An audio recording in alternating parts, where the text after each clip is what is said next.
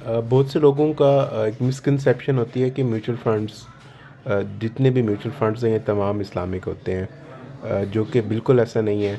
Mutual funds में आपके पास conventional funds भी होते हैं और आपके इस्लामिक फंड्स भी होते हैं। इसमें दोनों में डिफरेंस ये है कि जब भी आप इन्वेस्टमेंट करते हैं इस्लामिक इंस्ट्रूमेंट्स के अंदर, जो होंगे वो इस्लामिक होंगे। जो नॉन इस्लामिक इंस्ट्रूमेंट्स हैं वो आपकी नॉन जो इस्लामिक कंपनीज़ होती हैं, या वो कंपनीज़ जहाँ पे सूद आ रहा हो, या कोई ऐसा बिज़नेस जो इस्लाम में मना किया गया हो, वहाँ पे आपका पैसा जा रहा होगा तो वो नॉन इस्लामिक रहेगा।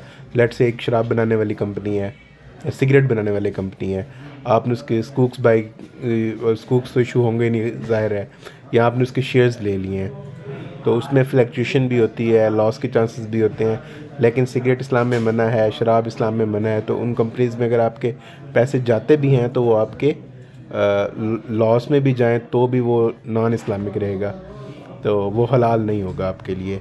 अगर आप जब भी इस्लामिक कंपनीज़ में जाएंगे, पाकिस्तान शरिया बोर्ड से वो अप्रूव्ड होंगी।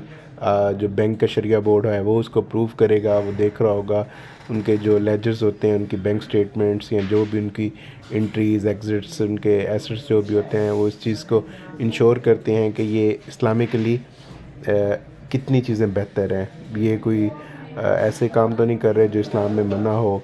अगर किसी कंपनी के स्कूप्स इशू करेंगे तो वो चेक करेंगे कि इन कंपनीज़ की जो टर्नओवर है या इनकी जो ट्रांजैक्शंस हैं वो किसी सूदी बैंक के साथ तो नहीं हो रही।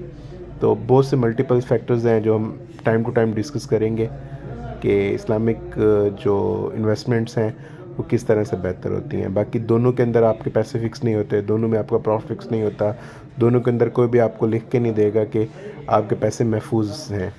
म्यूचुअल फंड्स के अंदर जब भी इन्वेस्टमेंट करेंगे तो इनका सबसे बड़ा जो रिस्क डिस्क्लेमर होता है वो ये होता है कि our investments are in mutual funds are subject to market risk. मतलब आपकी जितनी भी इन्वेस्टमेंट्स हैं इसके ऊपर कोई ना कोई रिस्क फैक्टर इन्वॉल्व है।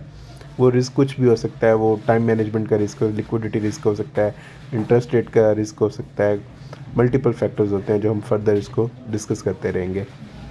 तो जब भी आप इन्वेस्टमेंट करें, अगर इस्लामिक इंस्ट्रूमेंट्स में करनी है तो मेक श्योर करें कि आप जिस फंड के अंदर जा रहे हैं वो इस्लामिक होना चाहिए। आप उसको देखें कि इस्लामिक फ़ंड्स के अंदर आपकी इन्वेस्टमेंट्स कहाँ पे पार्क हो रही हैं, इनका जो शरिया बोर्ड है उसके मेंबर्स कौन से हैं।